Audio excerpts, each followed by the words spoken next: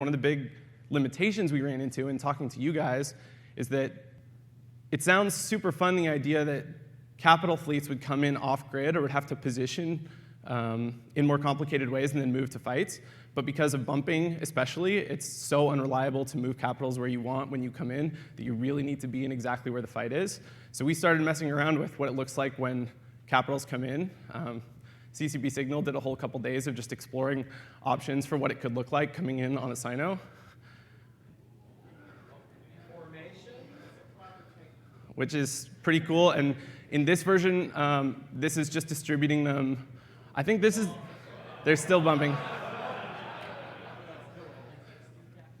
Yeah, so this is randomly placing them just at longer ranges based on the size of the ship. We've got a version since this where it actually places them progressively farther the more ships come through the same Sino. So when you're just coming in yourself on a station, you don't get put 40K from the Sino, but maybe as the fleet gets more and more pile in, it spreads them out more, so you have less bumping. I don't know if we'll actually end up shipping any of this, but I thought it was cool, and it's the kind of thing that we're looking into to try and improve some of these dynamics. Thanks, man. What? Oh, dude, programmers have no idea how to fit Eve ships. They're really, really bad at it.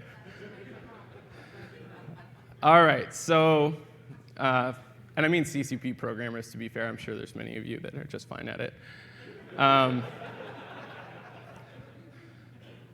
right, let's talk about the updates we've made so far and the ones we have coming up in the near future. This one, pretty simple. Talked about this yesterday, 2 weeks ago. Updated warp speeds for bigger ships. This is a nice step. Here the only thing we need to make sure and preserve is some distinction between classes, so there's still some tactical gameplay. And Angel ships are breaking the crap out of that right now, so it's possible we need to think about that a little bit at some point soon. But for now, it's fine, and we're really happy to speed things up a bit. I know everybody is pretty hungry for a heavier meta, more battlecruisers and battleships, so this feels like step one sort of on that path. It also is really great to get roaming times down. That's something we're going to be focused on quite a bit, I think, for the next couple months, is trying to figure out ways that we can get you to content faster without hurting the integrity of the geography of the universe, and this is a good example of that. Just if you do 80 jumps in battlecruisers, you maybe cut an hour off that now, and or whatever it is, and that's just a win for everyone, basically. So moving from that to interceptors. Talked to you guys about this yesterday. These are the actual numbers. The main thing I wanted to say here is that I know there's a lot of proposals for kind of more gimmicky solutions to making interceptors stand out, giving them like faster probe strength or not letting their micro-warps get turned off by scrams, that kind of thing. It's possible that something like that will be a good direction to go if we can't get them into viability from a more kind of normal route like this, but thought this was worth a try first, and we really like the idea of separating assault frigates and interceptors based on speed. Like one is heavier, tankier, one is faster, more glass cannon-y. But these were doing, combat interceptors were doing way less damage than assault frigates, which just felt kind of weird. So just bumping this up. Hopefully that makes them more interesting, and we'll see where we are in a couple months. And then the other side of that, slowing assault frigates back down. This fitting nerf to the JAG is pretty small.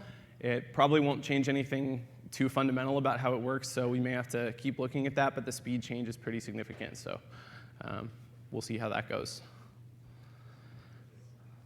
Next up, we have the Halloween event, the 100% loot drop for player ships. This is... I'm glad you guys are excited. I set this slide up expecting people to be really nervous about it. There are some serious risks with this. But we're really actually excited about this because it's the kind of change that takes almost no actual dev time for us to do, but we can learn a lot. We can learn a ton about behavior through this. How much does loot act as an incentive for people to do things? Are we going to see wormhole raids and people killing things because of the added reward? Are we going to see people undocking more in faction warfare or other environments because of the loot? Or do people not actually care very much about that, and we could even drop less of it? And then we could dig into how much looted module drops have to do with like total material sink in the game. But this is just a good reason for us to do that and look at kind of two different groups where there's different drop rates, so we can figure out how much effect this has. And we really like this kind of experiment and want to do more of it. Blackout's maybe like the most extreme version of that kind of thing, but there's smaller versions like this where we can still learn a lot without being quite as dramatic or stressing people out so much, I guess. But yeah, so hopefully this is just super fun for us. All right, so the Boosh update.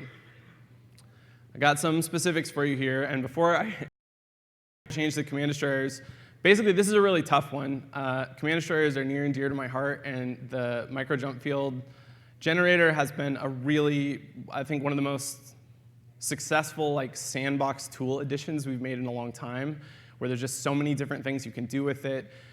Creativity has led it to a lot of different uses, and since kind of day one with it, there's been a strong contingent of people saying it's too much for one reason or another. But as time's gone on, that's really centered around the massive fleet movement, around like sieging wormhole structures with ravens that can never be caught and are basically invincible. Stukas, of course. And so that doesn't feel very healthy. So we want to find a way to preserve a lot of the other uses where you still can do all your spearfishing, excavators, and you can still nab people from the enemy fleet and isolate them and kill them, but you don't have this incredibly reliable way to infinitely move people around a grid. So what we're going to do is make it so that micro jump field generators have a cap on how many ships they can move. Like, tentative. So you'll be able to move up to the cap in ships. The cap will ignore drones, fighters, probes, anything other than player ships. And we'll pick those ships randomly from the ships within range. So if you're trying to move 100 Ravens, you could hope that you get lucky with your, well, you're going to need more command destroyers no matter what, and then you could accidentally jump your own command destroyers and then have Ravens left behind. So you could then split your Ravens up into a couple little squads, but then you're way more difficult to organize. You're losing logistics support, that kind of thing. So of course, this number is just a stab in the dark. We were talking about bigger numbers, but that was concerning to wormholers. We were talking about smaller numbers, and that was concerning to nulls. So we're going to go in the middle here and see how that feels for both ecosystems. The next thing on the list for this update is the boson change. We're going to increase the SIG on the boson from 2,000 to 10,000. We're going to take away a lot of the power against subcaps, make it so there's more room for anything subcap to be on a grid and not get deleted off by bosons. It's also going to affect ratting, of course, and we're fine with all that. We're also going to turn down Dromi web amount. This is a really small, I know support fighters are kind of up there among the most problematic things still left for supers, but we're not going to do anything with sirens in this update. Just going to take Dromi web amount down a little bit so that at least if they're doing tackling, it's not quite as powerful. And then something I didn't mention at all yesterday, which hopefully most of you are excited about, is we are going to make the minimum anchor range for Anselblex and Tenebrex 500K in this update as well. This has been, structures and a lot of the dynamics around structures has been definitely the most popular topic here in Vegas and everywhere else for the last few months. We have a lot of changes we want to make. This one we're going to start with. Anselblex especially seemed like a great opportunity for more kind of small-scale guerrilla warfare type content, but it's just being totally stamped out by the pressure from the Fortizar and the Keepstars. So by moving it outside range, hopefully it's a kind of more of a a spark point for things to actually happen. I know a lot of people want scramming to disallow jumping back through. We're not going to do that in this update, but it's definitely on the table. Wanted to try this first and see kind of if this is interesting. An important point here, if you already have these set up, they will be grandfathered in. We're not going to move anything from where it is now. This will just be for newly anchored.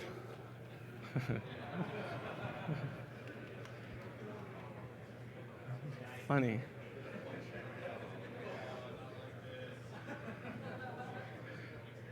There was one line there, just don't worry about it. It's probably just not going in the update, so we'll see.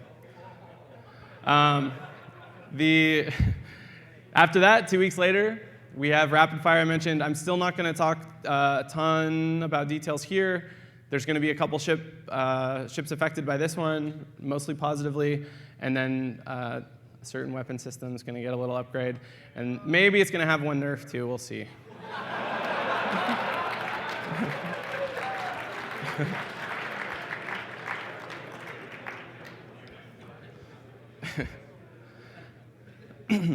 All right, so that's as much as we want to kind of, commit really solidly to. We have several more updates pretty solidly planned out for the next 3 at least, and then we're sketching in stuff for after that.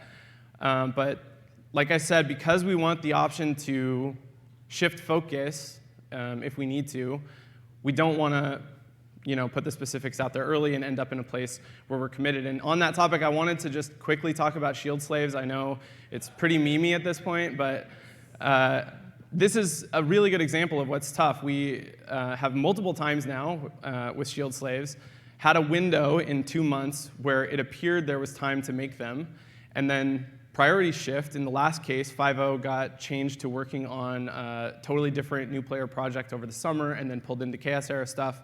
And so they were just extremely busy, and the window they thought they would have disappeared. And that's pretty normal, and that's how we've gotten in trouble a lot in the past, saying we want to do this thing, we think we have a chance to do it on this timeline, and then things change around for good reason. The priorities change because something important other than that needs to happen. But then we end up having to drop that thing for a while. And so with shield slaves specifically, it's half done. We absolutely want to do it. I don't know when that'll happen. It depends on when we get time to work on it. And what we're going to try and do is not say when we think that time's going to be, because obviously that doesn't work out super well.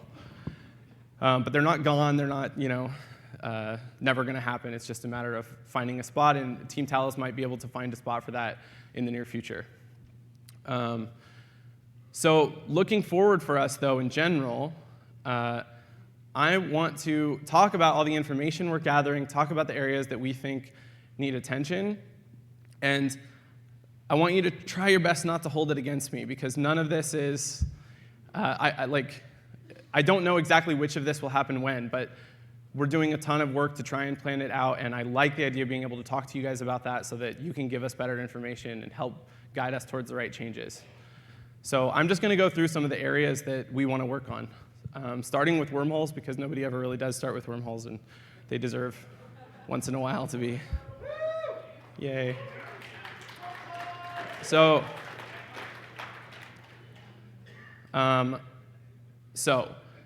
the number one priority that we have for wormholes is talking about connectivity, and how everybody seems to agree that there needs to be it needs to be easier to find other people in wormholes, get connected to content, whether it's in null or to people PvEing in wormholes or to home systems, whatever it is. We have a lot of paths that we can pursue to make that happen, with kind of varying complexity and obstacles. So more statics is one option, adding new statics to existing systems and increasing the total amount of statics overall. This could be really cool. It could allow for more varied kind of setups. Right now, a lot of times, single statics force you into choosing a PvE or PvP and kind of pin you in a certain kind of arrangement. And if there's more options, maybe you get more varied terrain between different places you choose to live and get more options from the place you choose. And that all sounds really good. The downside is that it could potentially be a lot more work. Having statics means putting a lot of responsibility on you to build connections the way you want them, which means rolling more stuff. And I don't know, it could just lead to a place where there's kind of a lot more busy work, but not a huge change in connectivity, and that wouldn't be great. The easiest thing for us to do, or the kind of most simple and positive, is more wandering spawns. I think it's likely we'll do this very soon, just upping frequency on existing wandering distributions so that you're more likely to get connections just across all of wormhole space. That's something that yeah, seems very straightforward. And then the most complicated probably is K162 behavior. Drawbridging sucks, and if we could open K162s right away, that would increase connectivity a lot. But there is definitely some big downsides there, and also some implementation complexity. So we're still exploring this and trying to figure out if it's going to be a good option, or if we need to change, some other behavior like the delay before the SIGs appear, as well as the actual spawning of them. And yeah, we just need to do more investigation there, basically. But connectivity is the biggest theme overall.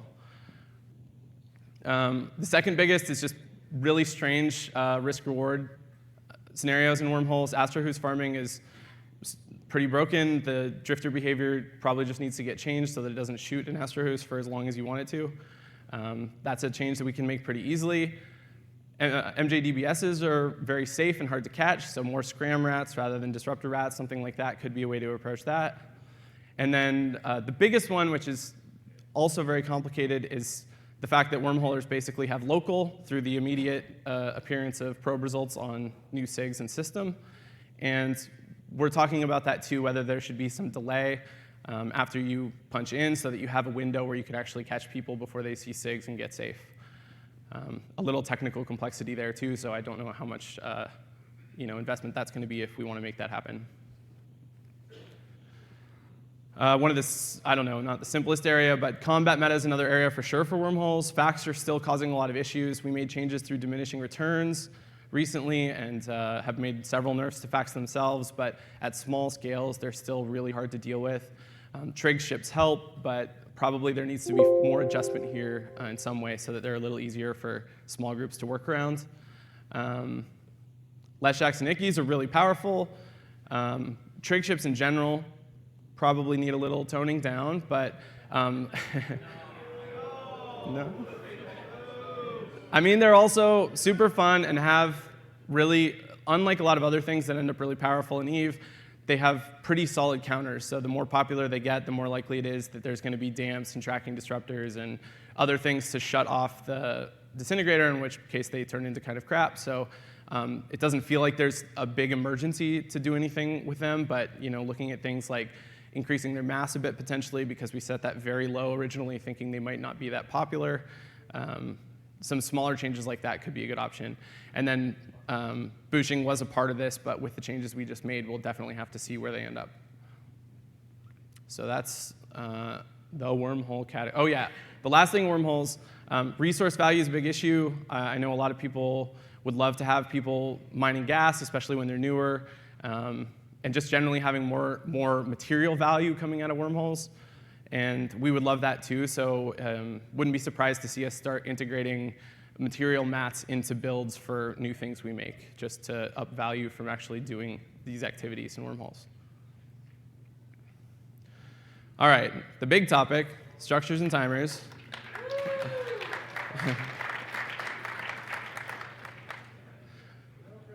Yeah, no pressure.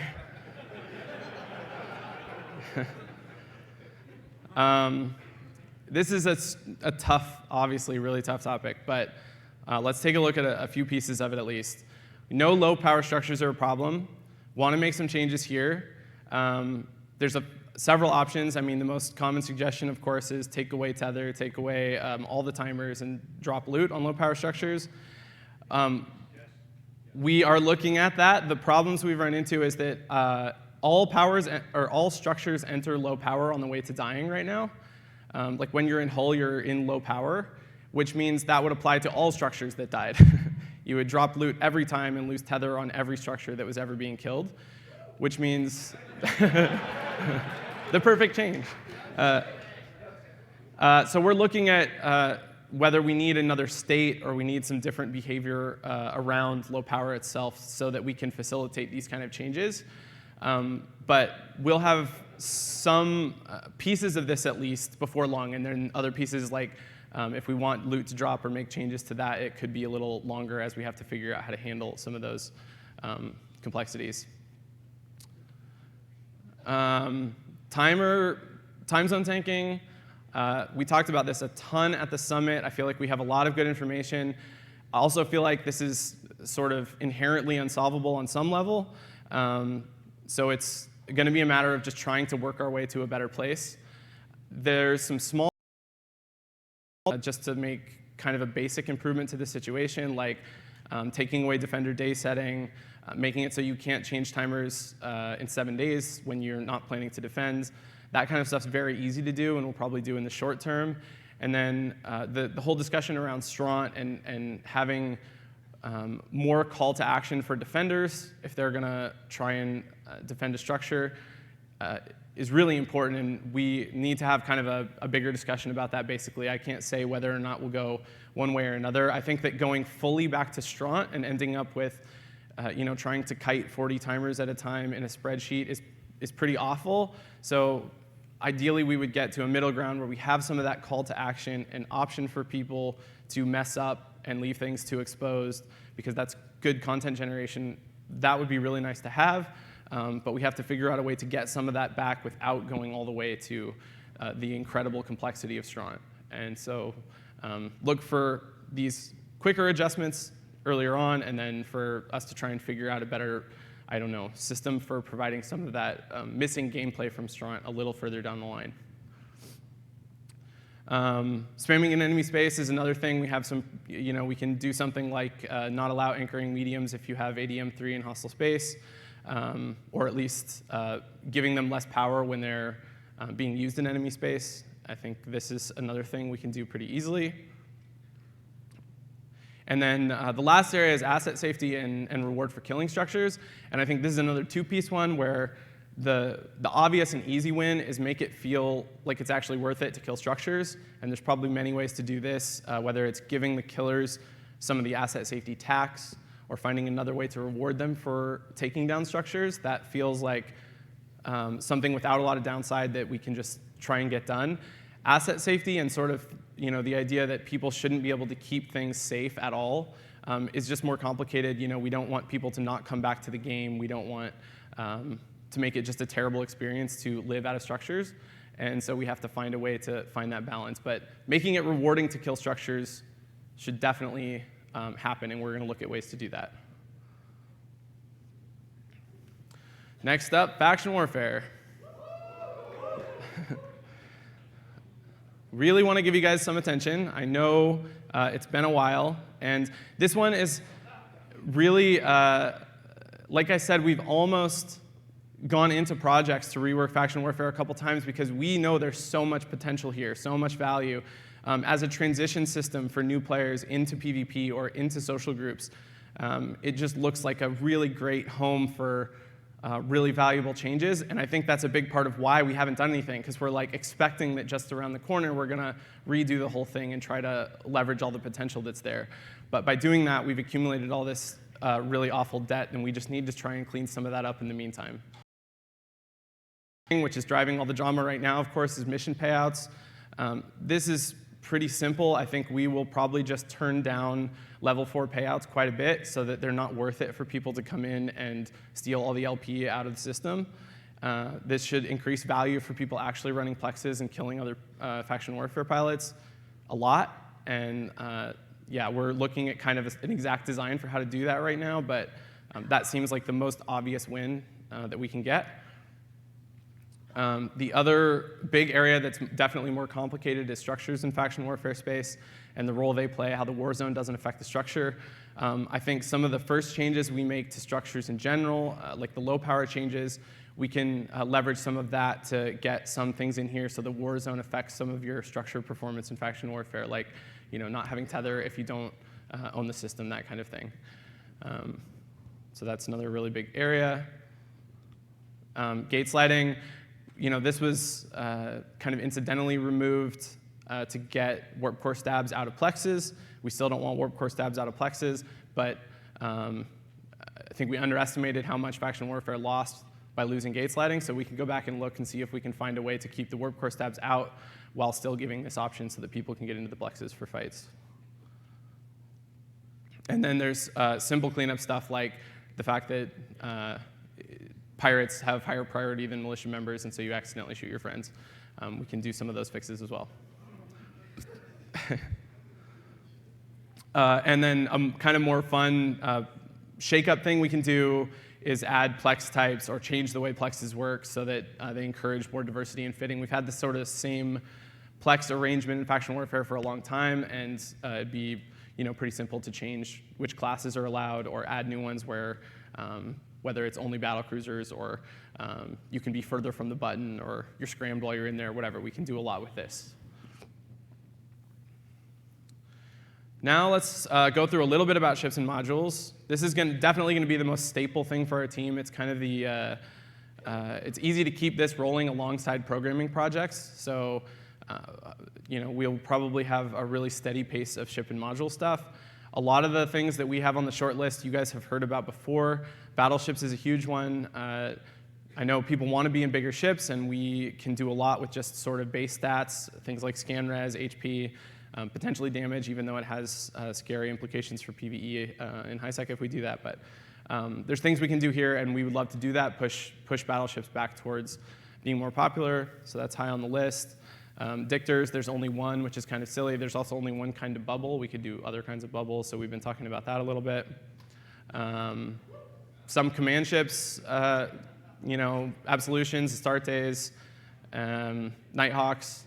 Some of the others could definitely use an update. That's another one. We've talked about Navy ships a lot. I've held off on making many Navy ship changes because I feel like there's potential for some really cool thematic things to do with Navy ships, like giving them better performance based on standing or based on how many faction modules you have fit or something like that. So they're all sitting, though, not getting used. Well, not all of them, but Navy Geddon, Navy Dami, Navy Scorp are getting like pretty much no use at all. So we have a lot of free reign there to go and do something more creative. Black Ops need an update. They have for 4 years or something, so they're on there. The stupidest ship in the game, the Griffin Navy issue. I wanted to talk a little bit about tier side because this comes up so much, and it's actually been a really long time since the tier side project. So in case anybody isn't familiar with it, originally in Retribution and before that, tier side was about taking ships that were in the system where they were arranged by power. So Stabber was better than a Bellicose, and a Rupture was better than a Stabber, which meant that the lower tier ones never got used at all. So we went through and leveled the field for all the ship classes so that ideally every ship had some role to play. And that was really amazing and fun because it basically put 50 new ships or 100 new ships in the game by rescuing all these ones that were getting no use beforehand.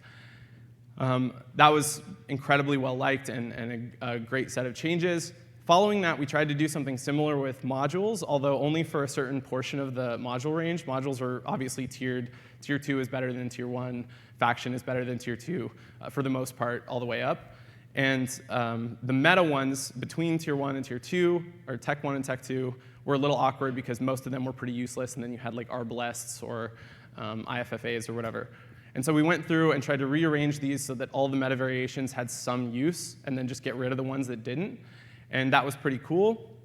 We're to the point now where outside of gun groups, there isn't a lot of really high impact groups left to change, which makes module tier side always feel a little lower impact for the work it would need compared to, if you look at the rest of this list, if you could have an update where we did battleship HP or updated dictors and added new bubbles, or you could get shield power relays module tier sided, I think most of the time people would pick the ship updates, and that's basically what we've been doing. And that's why it ends up falling behind.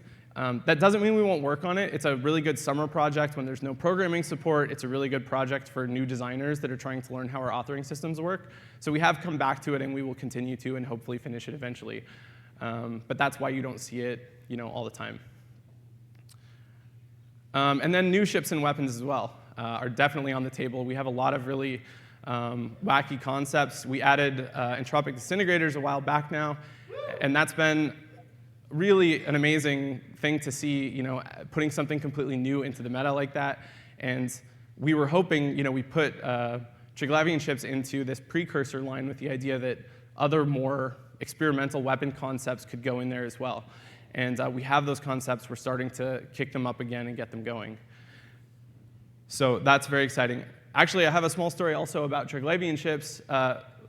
Because of the dread, so we were getting wrong damage numbers on the dread when we were testing it and couldn't figure out why. And so Team Event Horizon and CCP Signal did a bunch of digging and discovered that the ramp-up bonus was actually being counted in stacking penalties. So when you, right now, shoot a disintegrator, once the damage multiplier bonus from the ramp-up gets bigger than any bonuses from any entropic radiation sinks, those sinks get stacking penalized, even if there's only one. And we found this out because Siege, of course, gives 800%, which meant the ramp-up bonus itself was actually getting stacking penalized, which doesn't make any sense. So he's just fixed that by making it so that the is not counted in any stacking penalties, which means now all Triglavian ships have gotten a damage buff.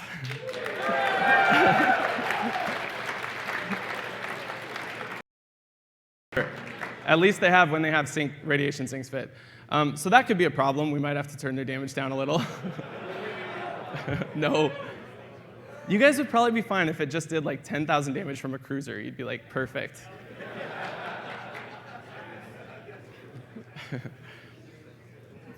All right, so speaking of new concepts, we were actually going to announce, this is a weird thing to do, but we were expecting to announce a new bomb type yesterday, and we couldn't get the concept together in time, but I'm just going to tell you about it anyway, and then we can talk about it and see where we end up.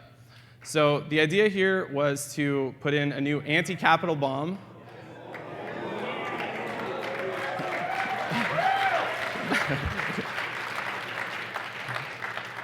Should have just put it in the keynote, I guess. So what we're trying to do here is give some added risk for caps without nerfing caps. We're definitely tired of nerfing caps. They're still too good, though. And so having some more asymmetric counters to caps from subcapitals would be great. Disintegrators were also, in a way, working on the same goal, but we are interested in more options for this. So we want a way to make it riskier to bring caps to the field when there's a lot of subcaps active. And at the same time, as always, we want to create new roles for subcaps and encourage diversity in subcap roles and cap roles as well. And we want to make sure that whatever we put in, it's got good counters on both sides, and it rewards some mastery and learning. And micro-jump field generator is a good example of that, where we succeeded, where both sides have some options, and there's a lot of depth to figuring out how to use them and wield them effectively. So that was the idea, and this is what we were expecting to put in. A bomb that travels slower, so 30 seconds to get to target instead of 15, but has the same range.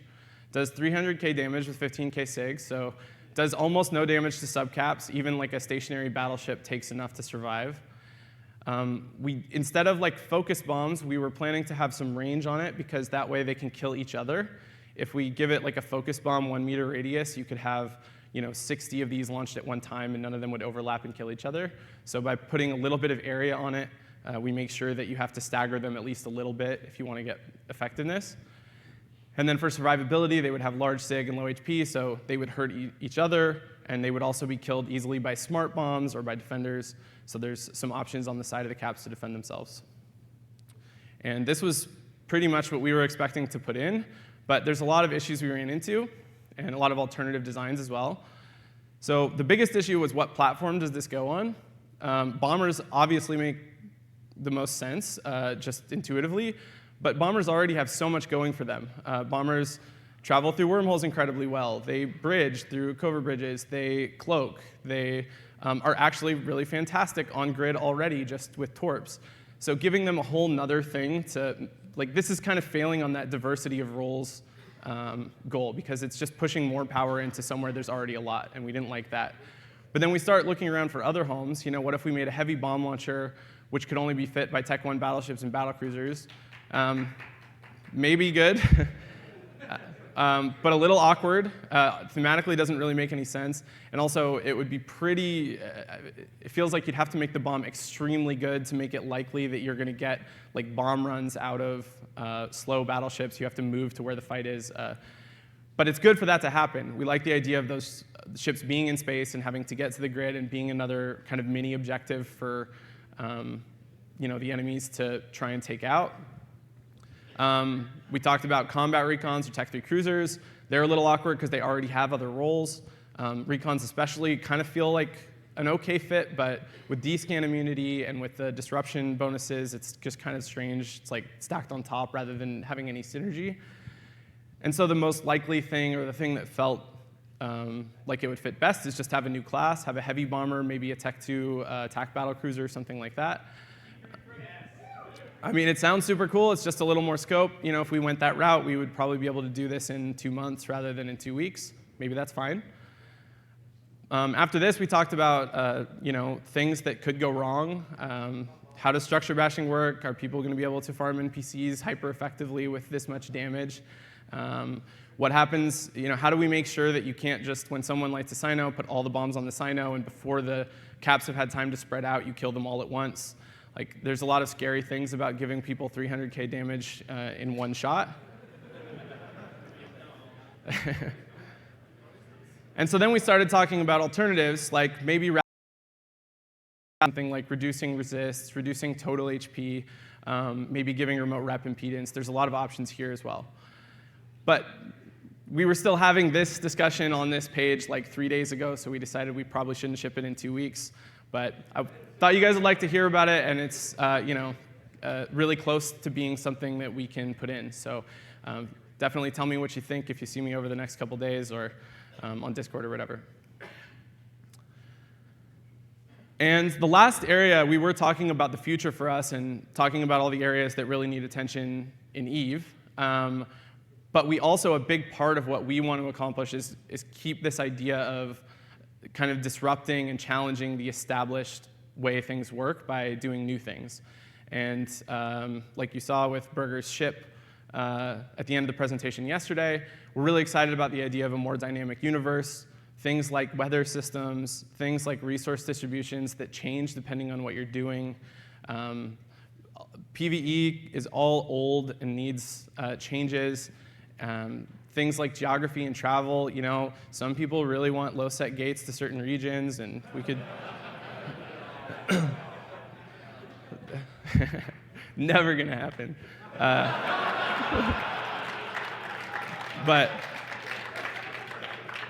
But this kind of stuff is a big part of what we want to do. And the Halloween update is the thing you've seen so far that's closest to this, but we have a lot more concepts in progress that we can look into. So I guess I'm saying this to make sure that the idea for what we're going to be trying to accomplish isn't just maintenance on systems that haven't gotten to work in a long time. We want to do that as well, but we also want to be doing more chaos era style changes that are really new and unexpected.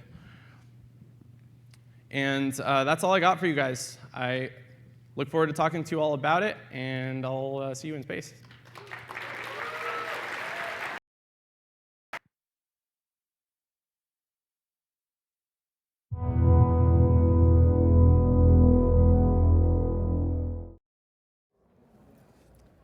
Cool. If you're a visual learner, that will help. Welcome back to the studio. That was CCP Rise with the core updates.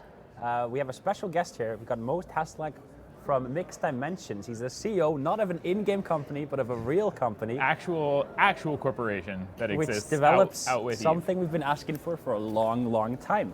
We have here 3D printed spaceships from Eve that you guys are making. Yes, exactly. Could you tell us a little bit about your project here?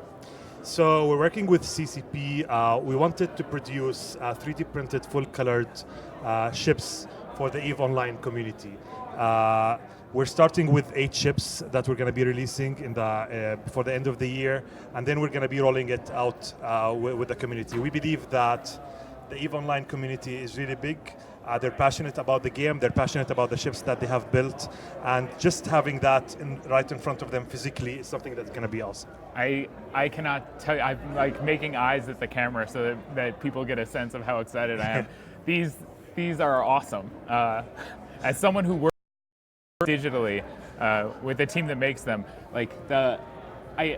there's like aspects to this that are engaging. This is like hefty. It has like weight to it. It's not like a 3D printed like squeezed out plastic thread thing. There's gravitas like in the model. There's like detail work on the fuselage, on the hull, like in the bits in here. They've like taken the textures and printed them out. They've like.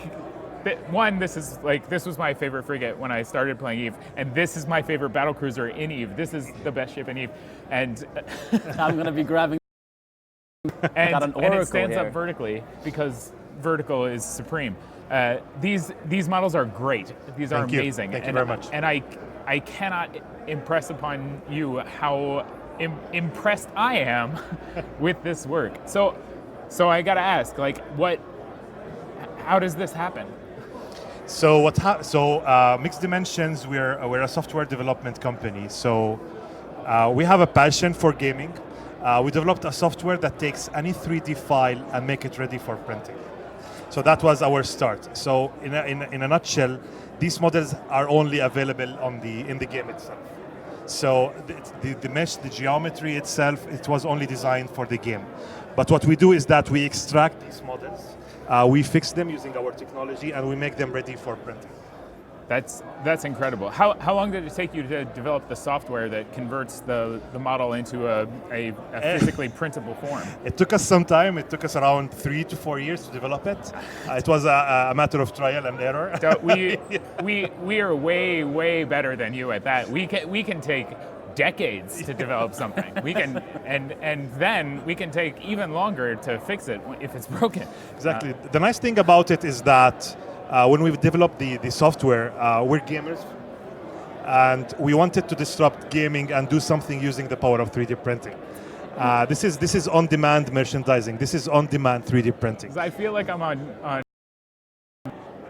like the Home Shopping Network. I'm like observe. Also, this is the ship that I flew in the Into the Abyss trailer when I left implants in my clone. For those of you watching at home, the Tristan of CCP Antiquarian.